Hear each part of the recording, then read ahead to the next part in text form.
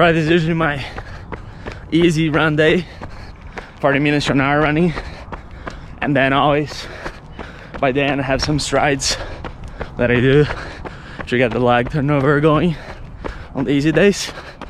So yeah, just chilling.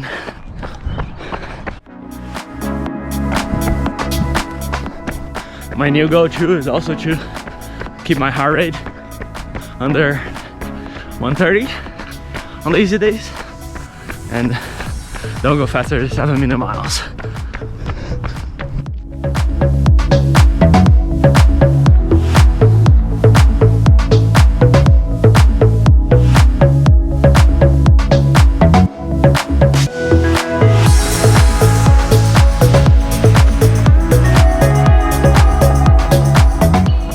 So this is Cottonwood Trail. As you can see, a lot of runners here in the morning. It's a 2.5K stretch in the dirt, just like this.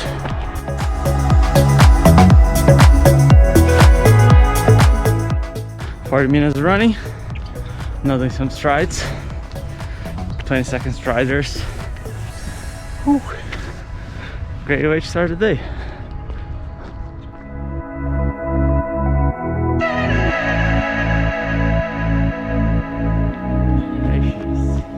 Been so lazy to film this week because I'm currently waiting on my MRI results from Monday.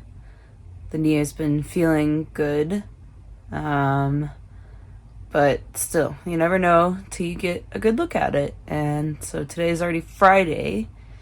I have the appointment at 9:30. I'm gonna go do a run walk, and yeah, we'll update you to see how that goes. It's just been a really, I think, emotionally, mentally exhausting week waiting for something like that, trying to figure out, am I good to go? Can I train for a race? Do I, have to take another step back? Or what actually do I have to do next? So finally getting the answers today, and we'll let you know.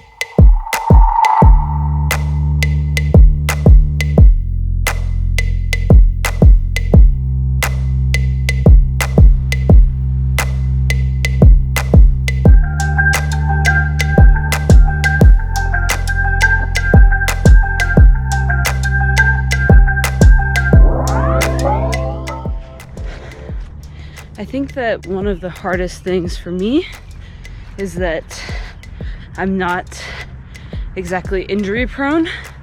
I've been doing this since I was like 4, swimming and training hard beginning at age 10.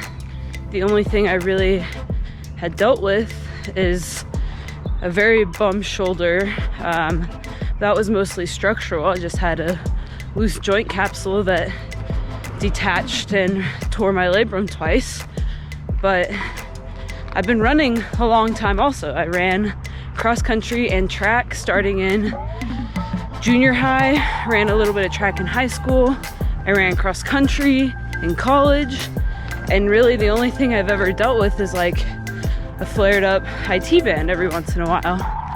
So the past 8 months of one injury and then another in the knee it's hard. What am I doing wrong? And I don't have a run stride like Lionel's where it's glaringly obvious that something's wrong. So to say it's frustrating is, an understatement, I think.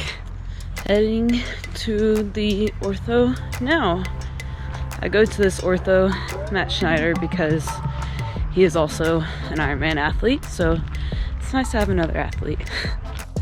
Also, the reason why I opt for imaging pretty early is that when I was a swimmer, they treated me for a long time for a tendinitis in my shoulder when really I had a detached and torn labrum. So I'd like to get the answers early. I think that I would only lose my shit on the results if it was another stress injury. But I don't think it's that.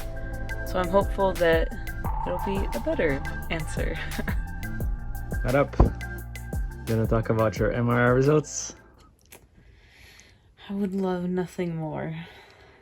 So it's been a solid, it's 4:30, like 30-ish hours since getting the MRI results, and it's not at all what I expected. I really thought it was just gonna be like some soft tissue, like whatever kind of stuff, like maybe like sprain or I don't know. But as it turns out, I have basically, the best way to describe it is I have like a pothole in the cartilage on the medial like condyle of my medial femoral condyle, which basically is like there's no cartilage in this like small pothole underneath my knee in a weight bearing spot. So could have happened 2 to 3 years ago, and I just kind of exacerbated it in training, and that's when my knee blew up. And yeah, so right now it's just about managing pain. I can still run a little bit on it, not heavy intensity. I can bike as hard as I want. I can swim as hard as I want.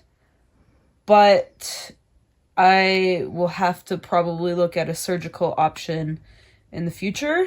One of the ones he looked at was doing what's called an Oates procedure, and they basically just take a piece of cartilage from a different part of the knee that's non-weight bearing and plug it into the missing cartilage. And the 5, 10, 20-year reviews on it are really good, but yeah, it's not exactly what I had expected. I think I'm still wrapping my brain around it, and yeah, I'll just do some training and still keep pushing on, and the goal is to try to get a world slot and go race worlds and then figure this thing out. And yeah, so I'll take you along the overcoming the injury journey throughout this whole thing.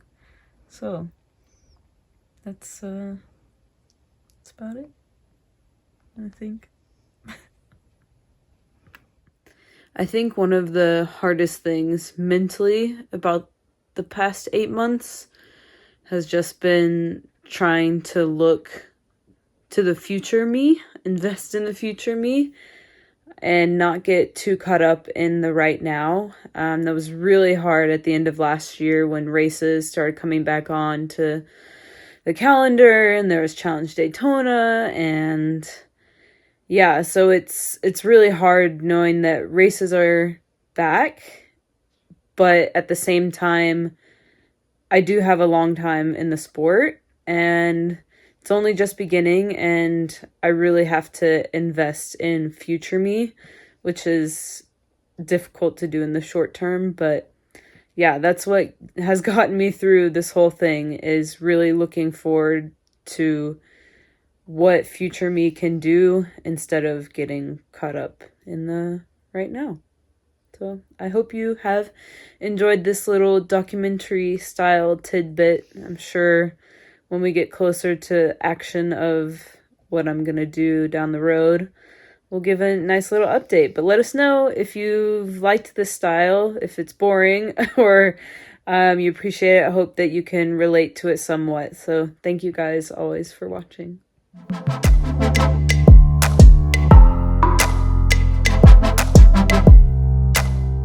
I feel like there's such a weird stigma against athletes talking about injury, and it's basically like you're a racehorse that just needs to be put down. But I feel like it's so prevalent in sports and people just hide it so much, and I think that's not the right attitude to have because so many people deal with it. But also, like, technology is really great nowadays, and we've seen so many people come back from big injuries that I don't think it should be like and all of a sudden somebody's injured and they didn't talk about it, they didn't talk about the process. And yeah, that's why I'm trying to share this, so that more people can connect in a real world situation, that our lives are not 100% great all the time. We're not healthy 100% all the time, but that doesn't mean that we can't be stronger, faster, fitter than we were before.